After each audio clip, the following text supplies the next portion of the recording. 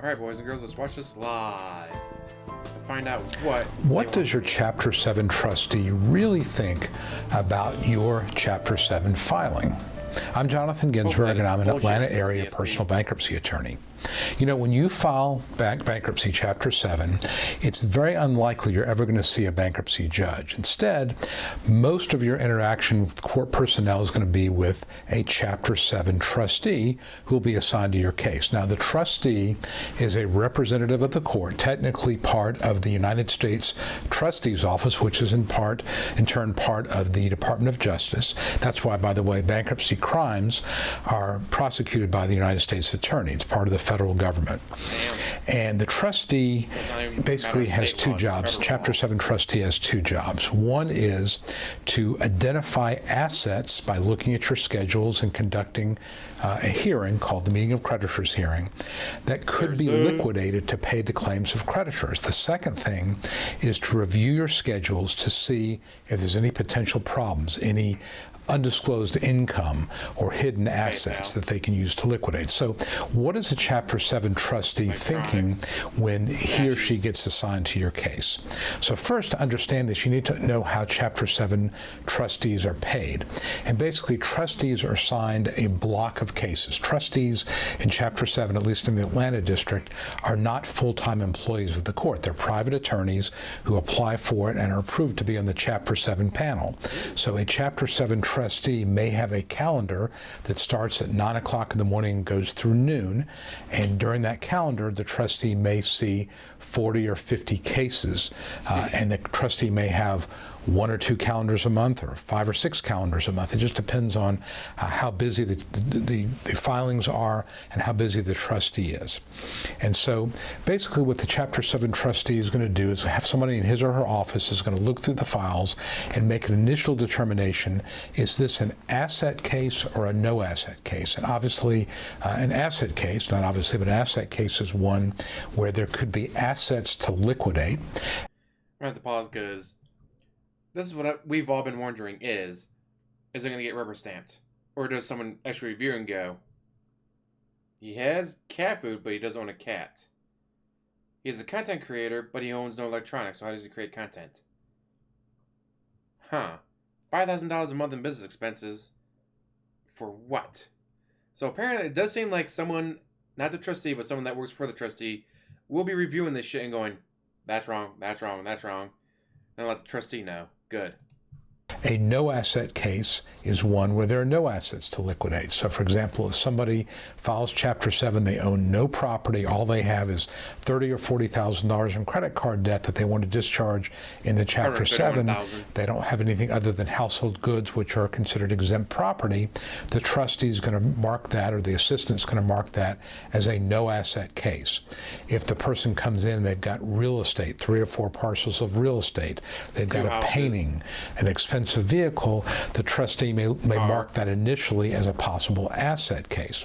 Well, if it's a no asset case, and which, by the way, that's about 95% of these cases are no asset cases, the trustee gets paid right now $60. And that money, by the way, comes from the filing fee. So if your case is one where you don't pay the filing fee, so they get, let's say, we're lowball at 40 cases a day, and they all turn out to be that way.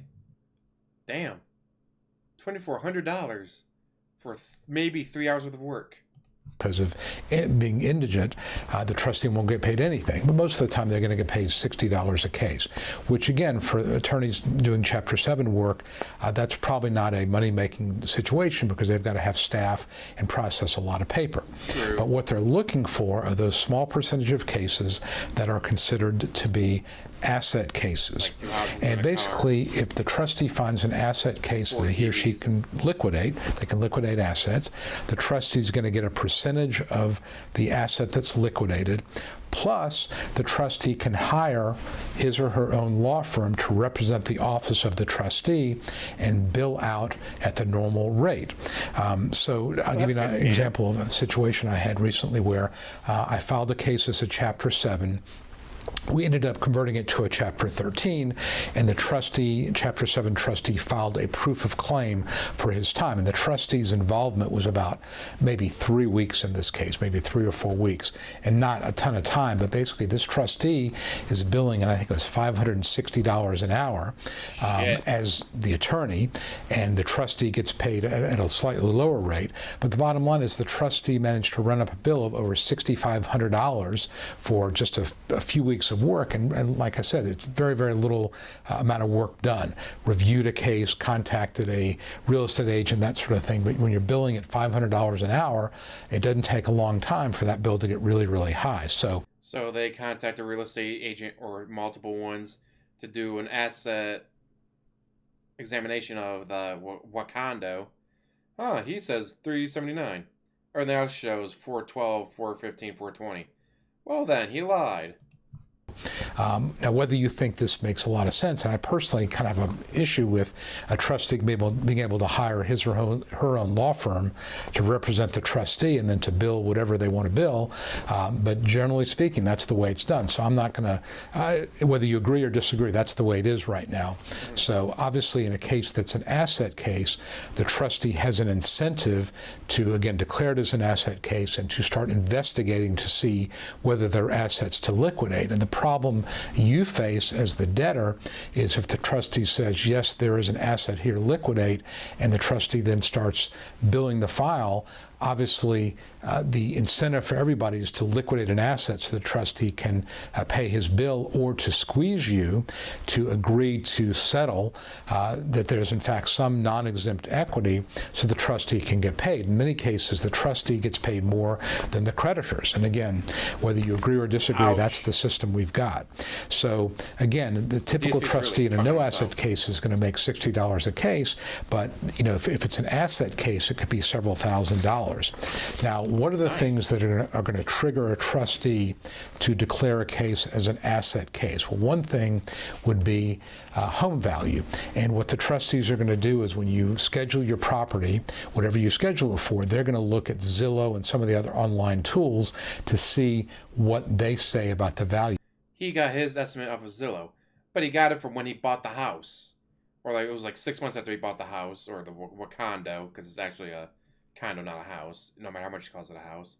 But yeah, when he bought the condo, like 6 months later, that's the date that he's using. He's not using today's date of about $415,000. Or they may send out an agent that they work with to look at your house. And generally, my experience has been if you have a house in the $250,000 range or more, that's going to attract some scrutiny. If you have a business where is there inventory or ongoing receipts or goodwill, the trustee is going to look at that and say, you know, I think I can liquidate that. If you schedule collectibles like artwork or even firearms, that could trigger a trustee to take a look.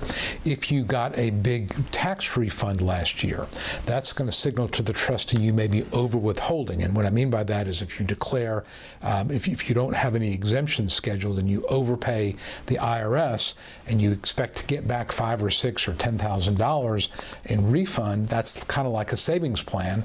And the trustee is going to say, I think you're not properly scheduling your exemptions for your taxes. That asset, that $10,000 tax refund, I'm going to grab it. Now, we'll tell you that some trustees are going to ask for your bank statements to see what you're spending money on. So I've had cases where a client has moved money from one account to the other.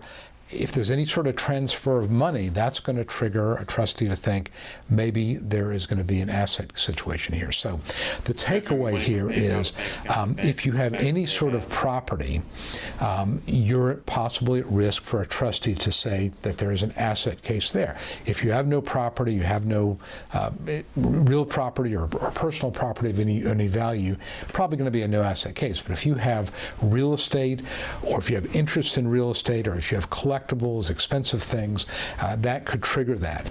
I think I would also tell you to look at your bank statements, and if you see a transfer, a large transfer, $5,000 or $6,000 you're transferring like out, a Twitch that's payment. going to attract attention. And again, there may be a reasonable explanation, innocent explanation, but you need to know.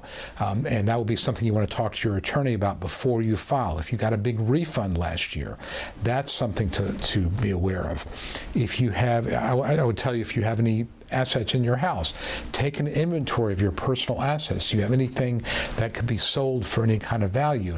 And used to be a big screen TV was the thing, but of course now you can buy big screen TVs for $200 or $300. Not as big of a deal, but if you have some fancy stereo setup or a brand new high-end big screen TV, that could be a brand new 4K that you got. I would ask you, have you transferred any assets to anybody? The classic is somebody has a vehicle that's paid for, they want to give it to their brother or sister to protect it in bankruptcy, and they transfer it. Well, trustees can look at the transfer records. They can look at real estate transfer records, car title records. You're not going to sneak one through.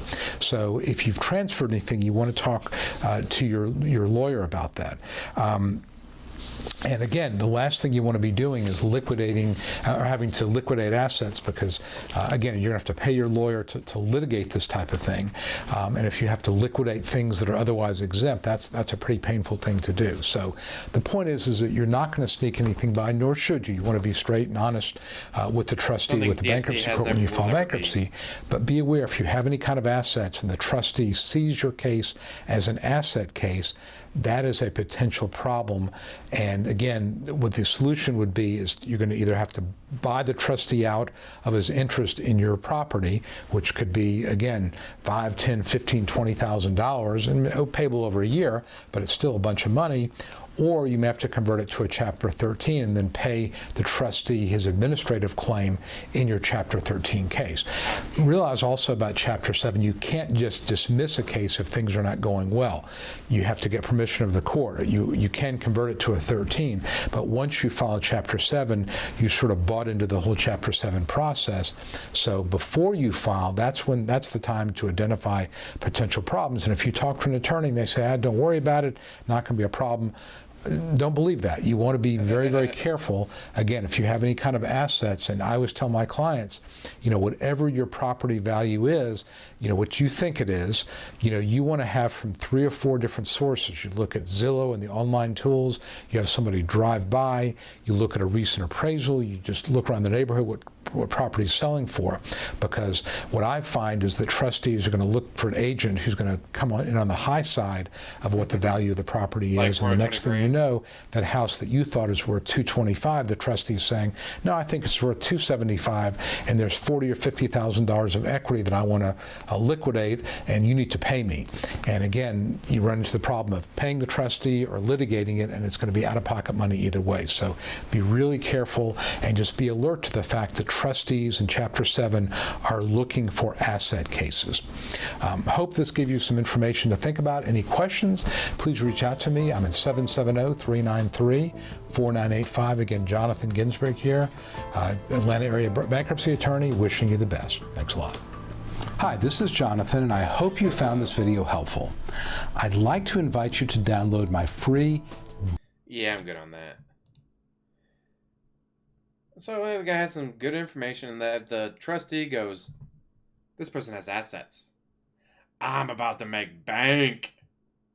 So that's why they have so many cases, because it's like, all right, I took on 50 cases. 2 of them have assets. I get to charge $500 an hour per case. Oh, each case took 10 hours? Ooh, that's 10 grand I just made. Plus the $60 per all the other cases. And again, DSP has assets. I don't know why he didn't put down that the condo was for being foreclosed on and or whatever by the MidFirst Bank. Because like, no, that's my property. So you're telling the trustee that you have 2 properties. Good job, dumbass. Plus the Toyota Camry or Corolla, whatever the hell it is. That he has less than 5,000 miles on. So that's... Wear and tear on a car is what devalues it. There's no wear and tear on his car because he doesn't drive it, ever. So there's very little loss on the property value of it. And again, instead of saying, no, this is being foreclosed on, it's not my condo in Connecticut anymore, it's MidFirst Bank's condo. Nope. That is my property. So you have two properties. One of them that has well over 125K in equity if you go to a real person, a real estate agent, not a Zillow report from 6 months after you moved in. This is the kind of case that the trustee's looking for. This is the kind of case the trustee goes, bang, bang, boom, I just paid for a new car. Holy shit, he's fucked. Love it. Anyways, hopefully this was informative for you guys. As always, like, subscribe, comment down below, and have a wonderful day.